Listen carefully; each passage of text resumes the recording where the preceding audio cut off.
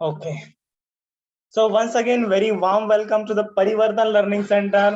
तर या ठिकाणी आपला परिवर्तन लर्निंग ऍपचा लोगो आहे आणि त्याच्यानंतर इलेक्ट्रोस्टॅटिक्सचं वन शॉट लेक्चर झाल्यानंतर आता आपल्याला पाहायचं या ठिकाणी MCQs of the electrostatics. Okay, तर स्टार्टिंगला आपण क्लासिकल लेवलचे एमसीक्यू घेऊया, त्याच्यानंतर क्रिटिकल लेवलचे आणि त्याच्यानंतर आपण कॉम्पिटेटिव्ह एमसीक्यू कव्हर करूया. तर या ठिकाणी फर्स्ट एमसीक्यू तुमच्या समोर आहे. क्वेश्चनला व्यवस्थित रीड करा आणि याचं आन्सर काय मला सांगा. येस, भरपूर साऱ्या विद्यार्थ्यांनी याचा आन्सर सांगितलेला आहे आणि त्यांचा आन्सर आलेला आहे correct. This is the question number 1. Okay, yes, Madhuri option number. Okay, चलो ठीक है, देख लीजिए जाए इसका आंसर क्या आता है. हम जरूर इसके ऊपर चर्चा करेंगे. क्या है, देखो MCQ. Which of the following laws gives a relation between the electric flux through any closed surface and the charge enclosed by the surface? Okay, म्हणजे या ठिकाणी बघा त्यांनी म्हणलंय की कोणता लॉ तुम्हाला इलेक्ट्रिक फ्लक्स आणि चार्ज याच्यामधलं रिलेशन देतोय. ओके, बट हा जो चार्ज आहे इन द एनक्लोज सरफेस आहे. तर या ठिकाणी यार न्यूटन लॉचा काही प्रश्नच नाहीये. त्याच्यानंतर कुलोम्स लॉ, हा कुलोम्स लॉ सांगतो आपल्याला या ठिकाणी इलेक्ट्रोस्टॅटिक्स फोर्स आणि चार्ज मधलं relation. That is the electrostatics force is directly proportional to the product of the quantity of the charge and inversely proportional to the square of distance between the charge. But या ठिकाणी आपल्याला force विचारलंय का त्यांनी? नाहीये. मग या ठिकाणी electric flux विचारलंय, तर मग कुलम्स लॉ पण या ठिकाणी येणार नाही आणि हे चार्ज लॉ तर याचा प्रश्नच नाहीये. ओके, कारण की तुम्हाला चार्ज लॉ माहित आहे, बॉईस लॉ, त्याच्यानंतर चार्ज लॉ आणि Avogadro sorry Boyle's law, Charles law and the Gay-Lussac law. तर चार्ल्स लॉ काय सांगतो आपण केटीजी मध्ये स्टडी केलेला आहे, तर याचा प्रश्नच नाहीये. तर phi is directly proportional to q, that is the phi equals to q upon epsilon naught. This is the Coulomb's this is the Gauss law. याला आपण काय म्हणतो? गॉस लॉ म्हणतो. आय होप सर्वांना एकदम व्यवस्थित सिस्टमॅटिक पद्धतीनं याचं जे एक्सप्लेनेशन आहे ते समजलेलं आहे.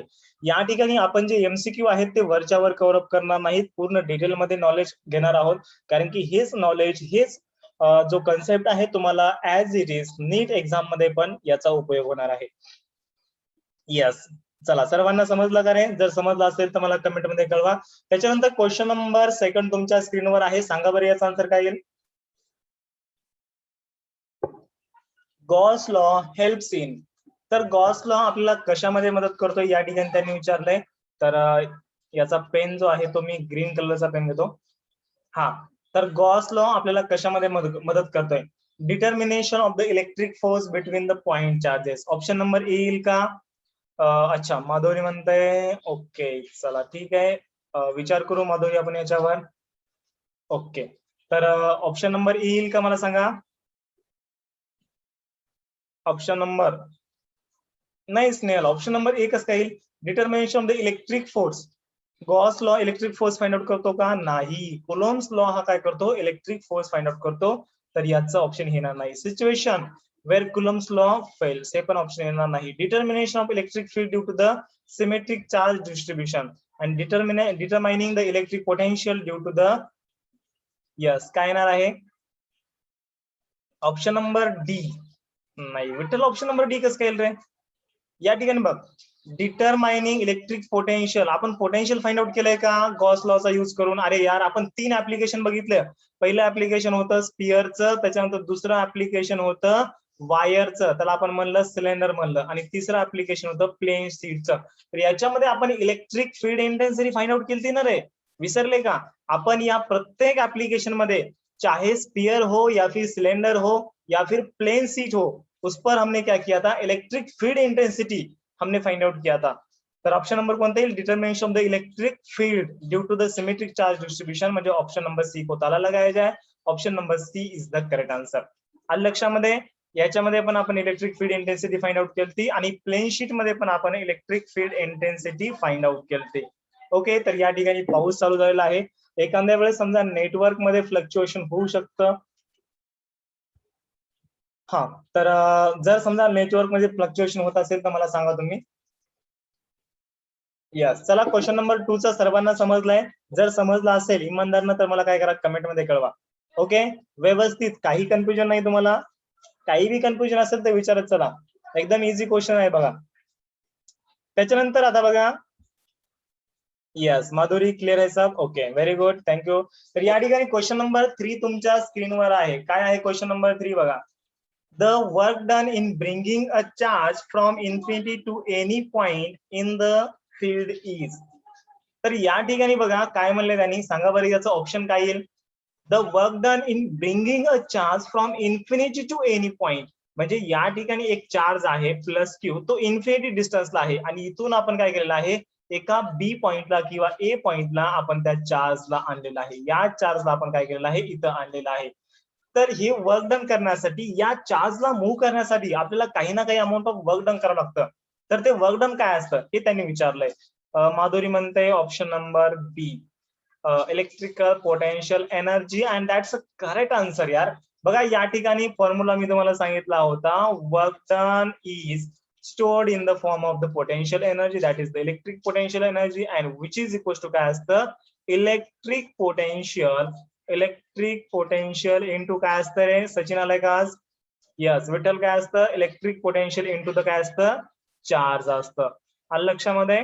ओके. तर मग या ठिकाणी वर्क डन आपल्याला फाइंड आउट करायचं, तर वर्क डन काय असतं, इलेक्ट्रिक पोटेन्शियल एनर्जी असतं. बघा या ठिकाणी फक्त इलेक्ट्रिकल एनर्जी येणार आहे का? नाही. बाइंडिंग एनर्जी ऑफकोर्स नाही यार. बाइंडिंग एनर्जी कशामध्ये असते? ग्रॅव्हिटेशन मध्ये असते. पोटेन्शियल एनर्जी पण नाही येणार आहे. या ठिकाणी ऑप्शन नंबर बी को ताला लगाया जाए, it's a correct answer. Yes Vitthal, that's great, very good answer, correct, your answer is correct. त्याच्यानंतर आता आपल्याला क्वेश्चन नंबर 4 बघायचा आहे. हा फॉर्म्युला महत्वाचा आहे, हा फॉर्म्युला तुम्ही नोट डाऊन करा किंवा लक्षात ठेवा. वर्क इक्वल्स टू असतं electric potential energy and which is equals to असतं electric potential into the charge. जर समजा आपण चार्जला इलेक्ट्रिक पोटेन्शियल मल्टिप्लाय केलं तर we will get the work. लक्षामध्ये? ओके. त्याच्यानंतर क्वेश्चन नंबर 4 तुमच्या स्क्रीनवर आहे, एकदम इझी क्वेश्चन आहे क्वेश्चन नंबर 4. तर बघा काय आहे question number 4, electric potential due to positive and negative charges respectively is. तर या ठिकाणी समजा पॉझिटिव्ह चार्ज असेल आणि निगेटिव्ह चार्ज असेल तर त्याचं इलेक्ट्रिक पोटेन्शियल काय असतं. इलेक्ट्रिक पोटेन्शियल म्हणजे तुम्हाला माहित आहे व्ही ना आपण इंडिकेट करतो. Electric potential is indicated by the letter V. Okay. तर याचं जे इलेक्ट्रिक पोटेन्शियल असतं पॉझिटिव्हचं पॉझिटिव्ह असतं आणि निगेटिव्हचं काय असतं, निगेटिव्ह असतं. म्हणजे पॉझिटिव्ह चार्ज असेल तर पॉझिटिव्ह असतं, याच्यामध्ये नो डाऊट यार, आणि निगेटिव्ह असेल तर निगेटिव्ह असतं. म्हणजे याच्यामध्ये काही रॉकेट सायन्स नाही, डायरेक्टली स्ट्रेट फॉरवर्ड आहे. पॉझिटिव्ह असेल तर पॉझिटिव्ह, निगेटिव्ह असेल तर negative. Okay, that's very nice. Yes, option number C को ताला लगाया जाए, इट्स युअर करेक्ट आन्सर. त्याच्यानंतर क्वेश्चन नंबर 5 तुमच्या स्क्रीनवर आहे आणि याचं आन्सर मला अपेक्षित आहे, कारण की डायरेक्ट स्ट्रेट फॉरवर्ड त्यांनी फॉर्म्युला विचारलाय. ओके. आणि फॉर्म्युला जर समजा तुम्हाला पाठ नसतील तर तुम्ही काय करा, वो तर आपण हिंदीमध्ये म्हणतो ना, वो बोलते हैं ना की चुल्लू भर पाणी में डूब मरो. ओके. तर तुम्ही, मी सांगतो या ठिकाणी चुल्लू भर नाही, तुम्ही काय करा समुद्राच्या पाण्यामध्ये डूब मारा. जर समजा तुम्हाला फॉर्म्युला माहित नसेल तर. Am I correct? Okay. Question number 5. हा, the value of the electric potential at the any point due to an any electric dipole. Okay. या ठिकाणी बघा त्यांनी क्वेश्चन काय विचारलाय. चला ठीक आहे, विचार करूया. श्रावणीने याचा आन्सर सांगितलंय, पाहूया याचा आन्सर काय येत आहे. तर बघा इलेक्ट्रिक डायपोल म्हणजे सर्वांना माहित आहे यार, इलेक्ट्रिक डायपोल म्हणजे एक असतो प्लस क्यू चार्ज आणि दुसरा असतो मायनस क्यू चार्ज. तर याच्यामध्ये जे डिस्टन्स आहे राजांनो किती आहे, आर आहे. ओके. तर याच्यामुळं काय विचारलंय, the value of electric potential, electric potential किती जनरेट होईल, म्हणजे इलेक्ट्रिक पोटेन्शियल व्ही चा फॉर्म्युला त्यांनी आपल्याला विचारलाय आणि हा फॉर्म्युला मी तुम्हाला लिहून देता. बघा बरं. यस, एकानीच आन्सर दिले, बाकीचे आन्सर सांगा चला लवकरात लवकर.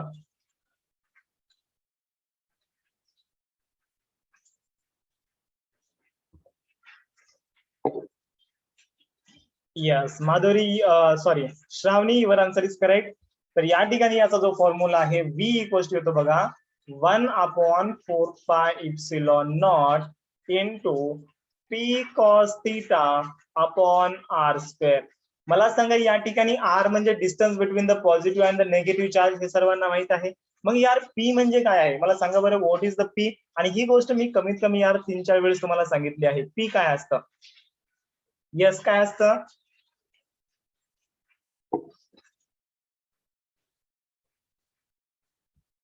Dipole. Yes, very good. P काय असतं? इलेक्ट्रिक डायपोल मोमेंट असतं.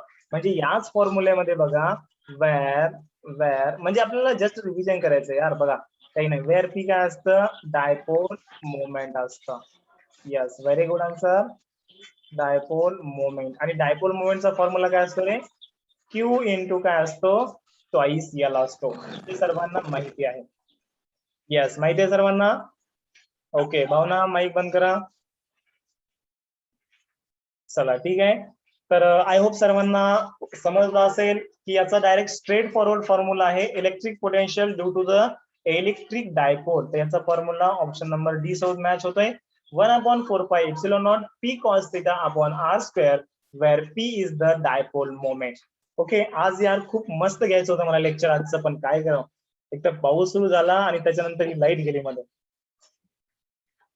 कारण की मस्त कॅमेरा ऑन करून असं खूप असा जोश मध्ये होतो, पण आता काय करणार. ठीक आहे.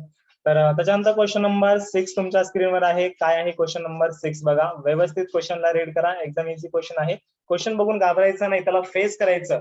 ओके, ऍटलिस्ट गिव्हन डेटा काढण्याचा प्रयत्न करायचा. म्हणजे क्वेश्चनचा मिनिंग काय आहे, काय दिलंय, काय फाइंड आउट करायचंय, ऍटलिस्ट तुम्ही इथपर्यंत जरी अप्रोच केला ना, तरी पण या ठिकाणी काय होतं, जवळपास 90% नाही पण 80% न्यूमरिकल तुमचं सॉल्व्ह करतं. जर समजा तुम्हाला गिव्हन डेटा फाइंड आउट करता येत असेल तर.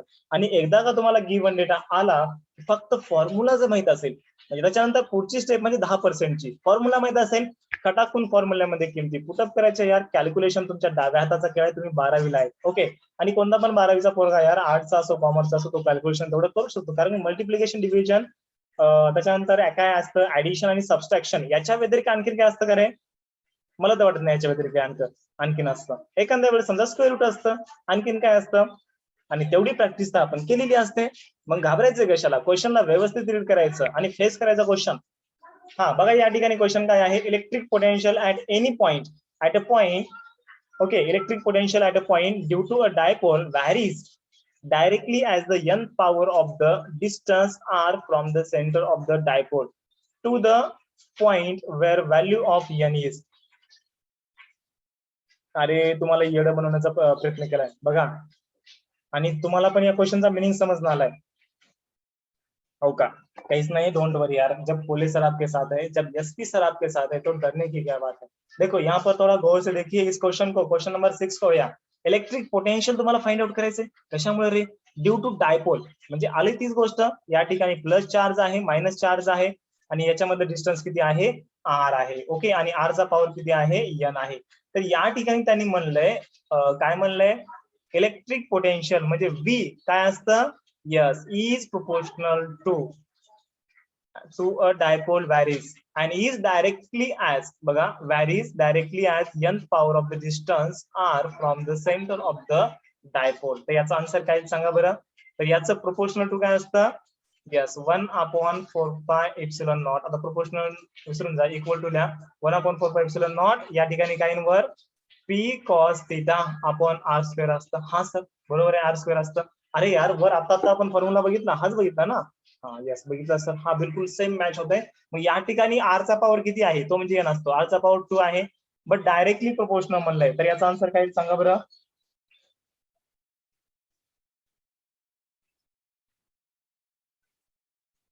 Yes, what is the correct answer याचा?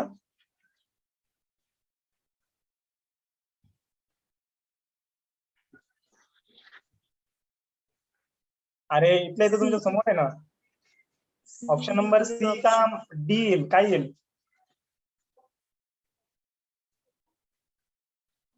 बघा, electric potential at a point due to a dipole varies directly as a nth power of distance r from the center of dipole to the point where the value of n is. Okay, yes, correct. That is the option number D is the correct answer. कारण की या ठिकाणी बघा, directly proportional म्हणलंय तर r चा power काय येतो? -2 येतो. मग या ठिकाणी proportional to r raise to काय आहे? n आहे. n ची व्हॅल्यू काय आहे? -2 आहे. लक्षामध्ये. सो ऑप्शन नंबर डी को यहाँ पर ताला लगाया जाए. त्याच्यानंतर आता या ठिकाणी बघा क्वेश्चन नंबर 7 तुमच्या स्क्रीनवर आहे. आता हे मोठे क्वेश्चन बघून घाबरायचं नाही, व्यवस्थित रीड करायचं, क्वेश्चनचा मिनिंग समजून घेण्याचा प्रयत्न करायचा. ओके, क्वेश्चन नंबर 7 तुमच्या स्क्रीनवर आहे. तर बघा या ठिकाणी क्वेश्चन नंबर 7. यार आज लॅपटॉप माहिती नाही आता किती वेळ चालेल आपला, कारण की जवळपास चार्जिंग सध्या आहे 34%, बट सांगता येत नाही. 34 नाही, हा ठीक आहे. तर या ठिकाणी बघा आता क्वेश्चन काय आहे. an electric dipole of a moment P is placed in the position of a stable equilibrium in a uniform electric field of the intensity capital E. It is rotated through an angle theta from the initial position. If initially dipole is parallel to the field, the potential energy of the electric dipole in the final position is. आता बघा directly मी तुम्हाला सांगतोय या ठिकाणी potential एनर्जीचा जो formula आहे,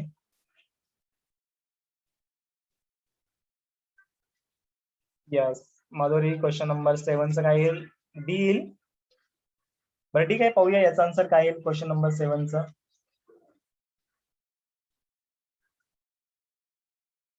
okay चालतंय, काय हरकत नाही, पाहूया.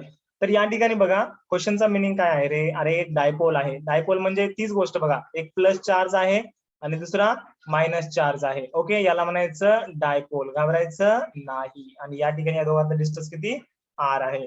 ओके, आता मला एक गोष्ट सांगा, याला समजा तुम्ही एक्सटर्नल इलेक्ट्रिक फील्ड मध्ये ठेवलं, म्हणजे या चार्जेसला तुम्ही समजा external electric field capital E मध्ये ठेवलं, तर या ठिकाणी याचा जो इनिशियल अँगल असतो तो असतो थीटा 0 आणि फायनल अँगल असतो थीटा.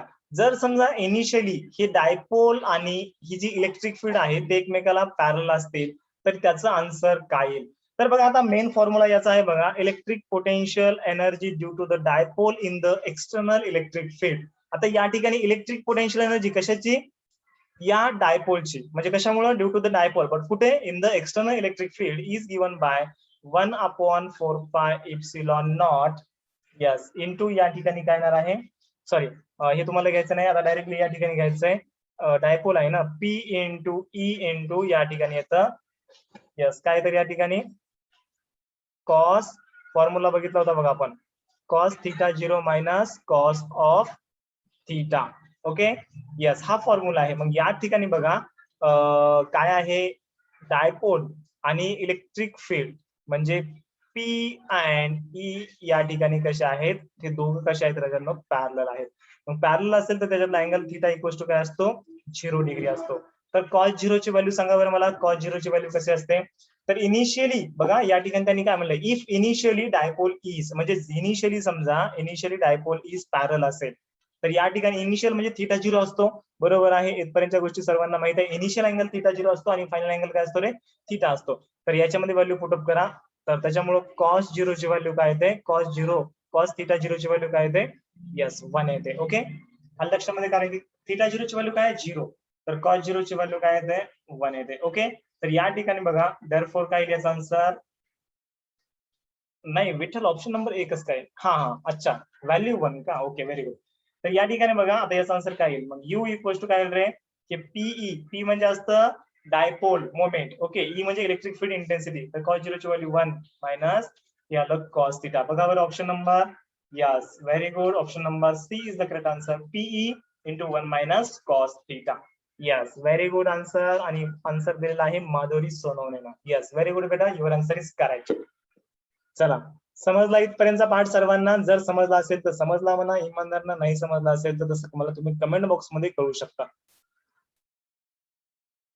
ओके, चला क्वेश्चन नंबर 80 नाही, क्वेश्चन नंबर 8. क्वेश्चन नंबर 8 तुमच्या स्क्रीनवर आहे. काय आहे बघा, स्ट्रेट फॉरवर्ड क्वेश्चन आहे. Question number 8. The ability of a conductor to store electrical charge is called as the. Question number 8. सांगा बरं, the ability of a conductor to store an electric charge is called as the. काय याचा answer? आता या option. Yes, very good, option number A is the correct answer, that is the capacitance. डोळे झाकून याला तुम्ही म्हणू शकता. Yes Vaishnavi, very good, your answer is correct. त्याच्यानंतर क्वेश्चन नंबर 9 बघा. क्वेश्चन नंबर 9 पण सोपा आहे. सांगा, the SI unit of the capacitance of the capacitor is. That is the question number 9. Okay. The SI unit of the capacitance of the capacitor is. Directly mic on करून सांगा. C.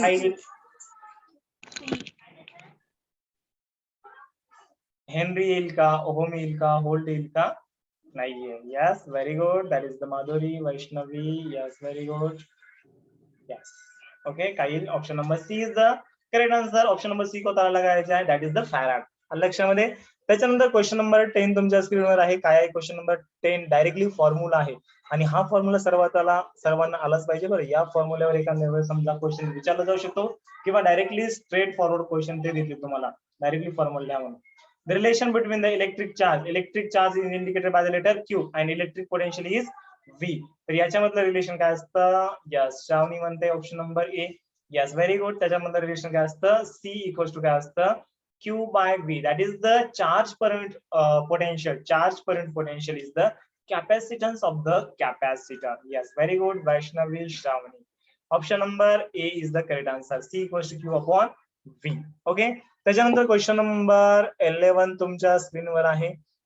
हा, आता आपण numerical कडे वळणार आहोत. Question number 11 बघा, एकदम easy आहे. तर व्यवस्थित रीड करा क्वेश्चन नंबर 11 ला. बघा काय आहे. 4 capacitor of equal capacitance have an equivalent capacitance C1 when connected in series and an equivalent capacitance C2 when connected in parallel. The ratio of the C1 C2 is. तर C1 upon C2 चा आपल्याला काय या ठिकाणी त्यांनी काय सांगितलं रे? Ratio find out करायला सांगितलंय. C1 हा काय आहे? इक्विव्हॅलन्स कॅपॅसिटन्स आहे जेव्हा आपण कॅपॅसिटरला सिरीज मध्ये कनेक्टेड करतो आणि C2 हा इक्विव्हॅलंट कॅपॅसिटन्स आहे जेव्हा आपण सॉरी पहिल्यांदा काय आहे, एक minute. 4 capacitor of equal capacitance have an equivalent capacitance C1 when connected in series. हा, बरोबर आहे. हा, तर पहिल्यांदा आपण सिरीज मध्ये कनेक्ट केलेला आहे, तर त्याचा इक्विव्हॅलन्स कॅपॅसिटन्स जो आहे तो C1 आलाय. नंतर आपण याला पॅरलल मध्ये कनेक्ट केलं तर त्याचा इक्विव्हॅलंट कॅपॅसिटन्स जो आहे तो काय आलाय? C2 आलाय. तर दोघांचा आपल्याला रेशिओ फाइंड आउट करायचा आहे. ओके, माधुरी म्हणते ऑप्शन सी किंवा बी. Option C B. अच्छा, सी बी म्हणजे म्याव म्याव. ओके, अच्छा, माधुरी ऑप्शन नंबर बी, वैष्णवी ऑप्शन नंबर बी. ठीक आहे, बघूया आपण काय येतं. मला सांगा, अरे जेव्हा आपण कॅपॅसिटरला, हो का, या ठिकाणी 4 कॅपॅसिटर आहेत, तर याला पहिल्यांदा आपण कशामध्ये कनेक्ट केलेलं आहे? सिरीज मध्ये. असं आपण काय केलं, त्यांना कनेक्ट केलं. तर या ठिकाणी याचा जो इक्विव्हॅलन्स कॅपॅसिटन्स असतो म्हणजे काय दिलाय बघा. तर या ठिकाणी बघा 1 अपॉन, त्यांनी काय दिले? C1 दिलं इक्विव्हॅलन्स कॅपॅसिटन्स. तर 1 अपॉन C1 इक्वल्स टू काय असतं? सिरीज मध्ये आहेत ना, तर 1 अपॉन असतं. तर 1 अपॉन C प्लस या ठिकाणी 1 अपॉन C प्लस या ठिकाणी 1 अपॉन C. तर 1 अपॉन C1 इक्वल्स टू काय येणार आहे? 3 अपॉन C येणार आहे. आणि C1 इक्वल्स टू काय येणार आहे? यस, काय येणार आहे? C1 इक्वल्स टू, यस, अरे 4 आहेत ना, मग या ठिकाणी 1 अपॉन आणखीन एक C येईल. तर या ठिकाणी 4 अपॉन काय येईल? C येईल. तर या ठिकाणी C upon 4. This is the C1 equals to काय आलं? C अपॉन 4 आलं. जेव्हा आपण याला कशामध्ये कनेक्ट करू? हा सर, बरोबर आहे. जेव्हा आपण त्याला सिरीज मध्ये कनेक्ट करू तर तेव्हा C1 equals to C bye 4 येतं. आणि जेव्हा आपण याला पॅरलल मध्ये कनेक्ट करू, बघा पॅरलल मध्ये कनेक्ट केलं काय येतं? तर या ठिकाणी for parallel. Okay, for parallel connection. आता या ठिकाणी सिरीज आहे, for series combination. He series साठी झालं, तर पॅरलल साठी काय आलंय? याला आपण C2 घेतलेलं आहे, तर C2 इक्वल्स टू काय येणार आहे? 4 कॅपॅसिटरची directly addition. C1 plus, yes, C plus C plus C, असं चौघाची काय येईल? Addition. C plus C plus C plus C. Okay, तर या ठिकाणी काय येणार आहे? 4C येणार आहे. So this is the C2 आलं. त्याच्यानंतर C1 अपॉन C2. तर C1 ची व्हॅल्यू किती? C upon 4. त्याच्यानंतर या ठिकाणी 4 अपॉन C. CC कॅन्सल, बरोबर आहे. या ठिकाणी CC काय होणार आहे? एक मिनिट. या ठिकाणी 4C आहे ना, हा 4C आहे. तर या ठिकाणी CC काय झालं? कॅन्सल झालं. तर 1 upon 16. Yes, very good. Option number B is the correct answer. Yes, very good. Option number B is the correct answer. Okay, yes, Madhuri, your answer is correct. त्याच्यानंतर आणखीन कोणी सांगितलं आन्सर? एक मिनिट. यस, त्याच्यानंतर कोण सांगितलं? वैष्णवी सांगितलं का? हा, करेक्ट आन्सर. ओके, चला ठीक आहे, ऑप्शन नंबर बी को ताला लगायचा. सर्वांना समजलं का रे? बघा आता हे मेन फॉर्म्युले तुम्हाला लक्षात ठेवावे लागतात. जेव्हा सिरीज कॉम्बिनेशन असतं तर त्याचा जो इक्विव्हॅलन्स किंवा इक्विव्हॅलन्स म्हणा कॅपॅसिटन्स काय असतो तो तुम्हाला माहित पाहिजे. आणि जेव्हा तुम्ही त्याला पॅरल मध्ये कंबाईन करता, पॅरल कॉम्बिनेशन मध्ये इक्विव्हॅलंट कॅपॅसिटन्स काय असतो हे तुम्हाला माहित पाहिजे. आणि याचं तुम्हाला काय करायचं, या ठिकाणी रेशिओ फाइंड आउट करायचा होता, तर आपण या ठिकाणी सक्सेसफुली फाइंड आउट केलेला आहे. आय होप सर्वांना समजलं असेल. ओके, स्क्रीनशॉट घ्या वाटलं त्याचा.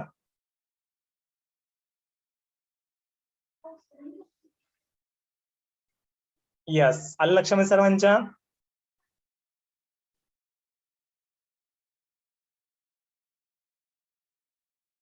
Okay, very good. यस, त्याच्यानंतर आता बघा क्वेश्चन नंबर 12 तुम्हाला स्टडी करायचा आहे. तर अशाच टाईपचा क्वेश्चन नंबर 12 आहे. आता एकदम इझी आहे, डायरेक्टली आपण सॉल्व्ह करूया. सेम टाईपचा आहे, सेम. तुम्ही लगेच ट्राय करा बरं. चला माझ्यासोबत ट्राय करा तुम्ही. तर या ठिकाणी बघा क्वेश्चन नंबर 12. हा, काय आहे क्वेश्चन नंबर 12 बघा. The 3 capacitor of a capacitance. तर या ठिकाणी 3 कॅपॅसिटर आहे. तर पहिल्याचा आहे कॅपॅसिटन्स 3 मायक्रोफॅराड, त्याच्यानंतर आहे 9 मायक्रोफॅराड, त्याच्यानंतर आहे 18 मायक्रोफॅराड. असे 3 कॅपॅसिटर आहेत. Are connected once in series and another time in parallel. Then ratio of the equivalent capacitance in the 2 cases. तर या ठिकाणी बघा पहिल्यांदा आपण सिरीज कॉम्बिनेशन घेऊया. For series, okay, for series combination. तर सांगा बरं सिरीज कॉम्बिनेशन मध्ये आपण काय घेतो? यस, 1/CS इक्वल्स टू सगळ्यांची ऍडिशन 1 करतो, 1 या ठिकाणी C1 plus 1/C2 plus 1/C3. Okay, तर या ठिकाणी काय आहे 1/3 प्लस 1/9 प्लस 1/18. ओके, या ठिकाणी आलं 1/CS आलं. तर या ठिकाणी आपण काय करूया, या 9 ला मी 3 into 3 लिहू शकतो, बरोबर आहे. आता याचा एलसीएम काय येतो? यस, याचा एलसीएम काय येतो? 3 into 3 येतो, बरोबर आहे. लिस्ट काउंट एलसीएम माहिती आहे सर्वांना, 3 into 3. या ठिकाणी 3 आहे, या ठिकाणी 3 आहे. 3 ला कॉमन घ्या, दोघांमधून एक घ्या, 3 घेतला. त्याच्यानंतर उरलेल्या गोष्टी ऍज इट इज घ्या, त्याला म्हणतो आपण एलसीएम. त्याच्यानंतर या गोष्टी सोडून टाका आणि बाकीच्या गोष्टीचं क्रॉस मल्टिप्लिकेशन करा. 3 ने याला क्रॉस मल्टिप्लाय केलं तर 3 प्लस या ठिकाणी 1 होता, 1 ने याला मल्टिप्लाय केलं 1 आणि प्लस हे 1 काय झालेलं आहे 18 झालेलं आहे. लक्षामध्ये एलसीएम. ओके, त्याच्यानंतर आता हे 3 प्लस 1 वर काय झालं रे 4 झालं, अपॉन खाली झालं 9. ओके, प्लस हे 1/18 ला मी 9 into 2 लिहू शकतो. यस, ऑफकोर्स लिहू शकतो. 18 ला मी काय लिहू शकतो 9 into 2 लिहू शकतो. तर या ठिकाणी आता सेम तुम्हाला या ठिकाणी काय करायचंय, एलसीएम घ्यायचा. याचा एलसीएम काय येतो, तर या ठिकाणी 9 काय आहे कंबाईन आहे, तर 9 ला 1 घ्या. त्याच्यानंतर उरलेली रिमेनिंग गोष्ट 2 आहे. त्याच्यानंतर याला डायरेक्ट काढून टाका, बाकीच्या गोष्टीचं क्रॉस मल्टिप्लिकेशन करा. 4 2 8 प्लस या ठिकाणी 1 1 1 यस 1. तर या ठिकाणी काय आलेलं आहे 9. 8 प्लस 1 9 अपॉन 9 into 2. तर या ठिकाणी 9 9 कॅन्सल. तर 1/CS. 1/CS ची व्हॅल्यू किती आली रे? यस, या ठिकाणी तुम्ही 1/CS ची व्हॅल्यू बघा, 1/CS ची व्हॅल्यू आली 1/2. तर देअरफॉर CS ची व्हॅल्यू किती आली 2 आली. चला इथपर्यंत सर्वांना समजलंय कॅल्क्युलेशन वगैरे. आता बघा कॅल्क्युलेशन पार्ट तुम्हाला जमत नसेल तर काय करा, घरी प्रॅक्टिस करा. एकदा दोनदा या न्यूमरिकलला रिपीट सॉल्व्ह करा. 100% तुमचा कॅल्क्युलेशनचा पार्ट जो आहे तो एकदम व्यवस्थित होईल. यस, आणि काही मुलं मला विचारत होते की सर एक्झाम पोस्टपोन होईल का? आता या ठिकाणी असे चान्सेस वाढायला लागलेले आहेत, म्हणजे जवळपास एक 99.9% एक्झाम पोस्टपोन होणारच आहे, कारण की 29 तारीख आहे आणखी त्यांनी काहीच अपडेट दिलेलं नाहीये. ओके, म्हणजे परीक्षा 4 दिवसाहून येऊन ठेपलेली आहे आणि त्यांचं आणखी काहीच अपडेट नाहीये. हॉल तिकीट नाहीये, काही अपडेट नाहीये. येस, म्हणजे ऑफकोर्स ते पोस्टपोन करण्याच्या मार्गावर आहेत आणि त्यांनी आणखी डेट फिक्स केली नाही, त्याच्यामुळे ते सांगत नाहीये. तर सिरीज मध्ये जेव्हा आपण बघा, ठीक आहे, आता हा पार्ट आपण इथे डिस्कस करायला नको. ओके, आपला टाइमपास नाही करायचा या ठिकाणी, आपल्याला अभ्यास करायचा आहे आणि आपला जो स्कोर आहे तो आपल्याला वाढवण्याचा प्रयत्न करायचा आहे. आणि जेवढा झालेला आहे तेवढं क्लिअर करा. ओके, उगाच नंबर ऑफ चॅप्टरच्या मागे लागू नका. जेवढं तुम्हाला जो चॅप्टर चांगला समजलाय ना त्याचे मार्क फिक्स कराच, त्याचे मार्क सोडू नका.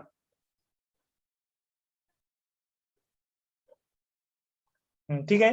तर आता पॅरलल कॉम्बिनेशन मध्ये काय असतं बघा, हे झालं आपलं सिरीज कॉम्बिनेशन. ओके, आता parallel combination, this is the series combination झालं. आता पॅरलल कॉम्बिनेशन मध्ये, पॅरलल मध्ये काय असतं, सीपी इक्वल्स टू काय असतं, यस सर्वांची addition C1 plus C2 plus C3. तर पहिला कॅपॅसिटर किती आहे, त्याचा कॅपॅसिटर 3 मायक्रोफॅरेड आहे. त्याच्यानंतर दुसऱ्याचा किती आहे रे, यस करेक्ट 9 आहे. त्याच्यानंतर 18 आहे. याची ऍडिशन करा. This is the for the series combination, हे सिरीज कॉम्बिनेशन आहे.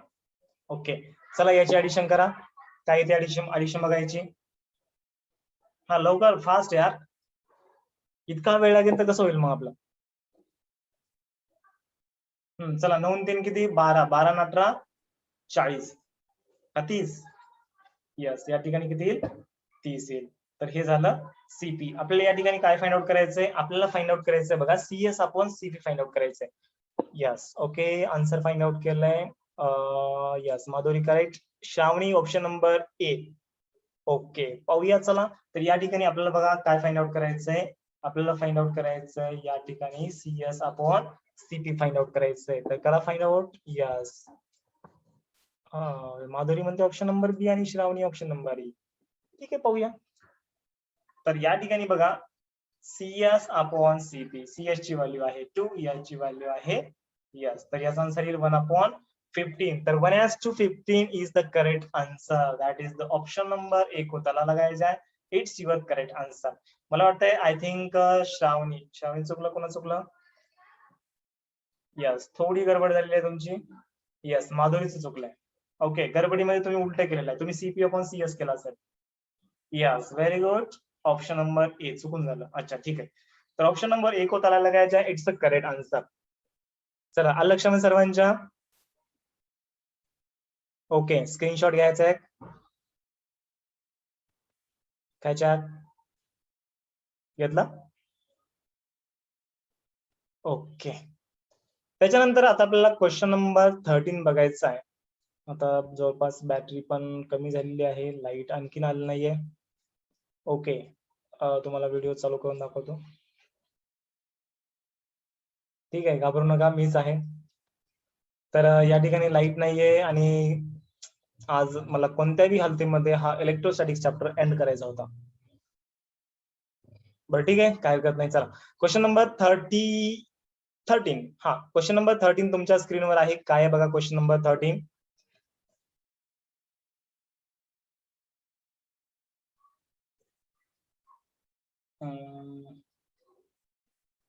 The capacitance of a parallel plate capacitor can be increased. तर एक पॅरलल प्लेट कॅपॅसिटर आहे, तर त्याचा जो कॅपॅसिटन्स असतो म्हणजे सी, तो आपल्याला कसा इन्क्रीज करता येईल. ओके सांगा बरं याचं काय येईल answer. Increasing the area of a plate. तर याचा एक मी तुम्हाला फॉर्म्युला लिहून देतो, मला आता आठवत नाही म्हणजे तुम्हाला आठवतोय का नाही. तर या ठिकाणी सी इक्वल्स टू मी तुम्हाला फॉर्म्युला लिहून देता ए epsilon not upon small D. जर समजा distance between the to plate जर स्मॉल डी असेल तर या ठिकाणी ही आहे तुमचं पॉझिटिव्ह कंडक्टर आणि इकडला आहे तुमचा नेगेटिव्ह कंडक्टर. ओके तर एक आहे पॉझिटिव्ह कंडक्टिंग प्लेट आणि दुसरी आहे नेगेटिव्ह कंडक्टिंग प्लेट. तर याच्यामध्ये डिस्टन्स स्मॉल डी आहे. तर बघा या ठिकाणी आपल्याला काय करायचंय, कॅपॅसिटरचा कॅपॅसिटन्स इन्क्रीज करायचा आहे. तर तुम्हाला या ठिकाणी हा फॉर्म्युला यूज करावा लागेल. C equals to A epsilon not upon small D. म्हणजे एरियाला इंक्रीज करावा लागेल. हाँ सही बात है sir. Decreasing the distance between the plate, हाँ यही सही बात है. अगर हम डिस्टेंस को कम करते हैं तो कैपेसिटेंस बढ़ता है क्योंकि इनवर्सली प्रोपोर्शनल उसका रिलेशन है. त्याच्यानंतर using a dielectric of higher permittivity. तर या ठिकाणी परमिटिव्हिटी म्हणजे एप्सिलॉन नॉट जास्त असेल तर ऑफकोर्स यार कॅपॅसिटन्स पण जास्त असणार आहे. म्हणजे ऑप्शन नंबर सी पण करेक्ट आहे. Yes option number D is the correct answer. That is the all of the above. Yes Vaishnavi very good, your answer is correct. तर या ठिकाणी बघा कधी कधी क्वेश्चन फिरून विचारला जाऊ शकतो. याच्यामध्ये फक्त तुम्हाला एकच ऑप्शन देतील. काय देतील, using a dielectric of higher permittivity, हे पण ऑप्शन देऊ शकतात. ते बी ऑप्शन करेक्ट आहे. Decreasing the distance between the plate, जर आपण या दोन प्लेट मध्ये डिस्टन्स कमी केलं तरी पण आपला आन्सर करेक्ट आहे. त्याच्यानंतर यस माधुरी व्हेरी गुड. त्याच्यानंतर increasing the area of the plate म्हणजे C equals to A epsilon not upon small D चा फॉर्म्युला यूज करायचा आहे. Where small D is the distance between the two parallel plate. चला आलं लक्षामध्ये सर्वांच्या. Okay म्हणजे क्वेश्चन यार कशा टाइपचा विचारू द्या, किती बी घुमून फिरून क्वेश्चन विचार द्या, तुम्ही कंफ्यूज नाही झालं पाहिजे. ओके डट के रहना है और क्वेश्चन को आपको क्या करना है, फेस करना है. त्याच्यानंतर क्वेश्चन नंबर 14. चला तुमच्या स्क्रीनवर आहे question number 14. Directly straightforward formula आहे बघा क्वेश्चन नंबर 14. हा सांगा बरं, the energy of a charge capacitor. Charge कॅपॅसिटरची एनर्जी काय असते? Energy stored in the capacitor formula C equals to formula काय होता रे? 1/2 यस काय होता? क्यू इंटू व्ही होता. बरोबर आहे, हा फॉर्म्युला होता. तर या ठिकाणी तुम्हाला थोडं मॉडिफाय करायचं या फॉर्म्युल्याला आणि मला आन्सर सांगायचंय. बघा फॉर्म्युला तुमच्या सोबत आहे, फॉर्म्युला तुमच्या समोर आहे. या फॉर्म्युल्याला मी तुम्हाला असं सांगत नाही की फॉर्म्युला आठवा त्याच्यानंतर सॉल्व्ह करा. फॉर्म्युला तुमच्या सोबत आहे, तुमच्या समोर आहे. या फॉर्म्युल्याला थोडं मॉडिफाय करा आणि तुम्हाला आन्सर लिहायचंय. ओके, काय येईल? क्यू स्क्वेअर अपॉन 2c येईल का? क्यू स्क्वेअर अपॉन सी येईल का? ट्वाइस क्यू सी येईल का? क्यू अपॉन 2c स्क्वेअर येईल? बघा बरं काय येईल या ठिकाणी. E इक्वल्स टू 1/2 QV असतं. आणि या ठिकाणी तुम्हाला बघा प्रत्येक ऑप्शन मध्ये सी आहे, प्रत्येक ऑप्शन मध्ये सी आहे. सी काय असतं? Yes, capacity of the capacitor, that is the capacitance म्हणतो आपण त्याला. तर सी इक्वल्स टू फॉर्म्युला काय असतो? यस, क्यू बाय व्ही असतो. तर या ठिकाणी समजा आपण क्यू चा फॉर्म्युला पुटअप केला किंवा व्ही चा फॉर्म्युला पुटअप केला तर व्ही इक्वल्स टू काय असतं? क्यू बाय सी असतं. आता तुम्हाला दोन्ही फॉर्म्युले पुटअप करून बघायचे. ओके, दोन्ही फॉर्म्युले तुम्हाला पुटअप करून बघायचे आणि जे मॅच होईल ते तुम्हाला या ठिकाणी लिहायचंय. यस, काय मॅच होत आहे? तर व्ही च्या जागी क्यू बाय सी पुटअप करा वरच्या फॉर्म्युल्यामध्ये, तर काय येईल? 1/2 Q as it is. V च्या ठिकाणी क्यू बाय सी म्हणजे 1/2 क्यू चा स्क्वेअर अपॉन सी. आता हा जो स्मॉल क्यू असू शकतो किंवा कॅपिटल क्यू असू शकतो, तर म्हणजे Q square upon twice C. बघा ऑप्शन नंबर ए. यस, कोणता आहे? Q square upon twice C. बरोबर आहे. क्वेश्चन नंबर 14 चा answer option number A is the correct answer. Yes, समजले सर्वांना? तर या ठिकाणी लाईट आणखीन आणले नाही आणि चार्जिंग खूप कमी झालेलं आहे. या ठिकाणी आपण थांबूत आणि उद्या याच्या पुढचं लेक्चर आपलं 1 वाजता आपण जॉईन करूया. चालेल, ठीक आहे. Have a nice day. Bye bye to all of you.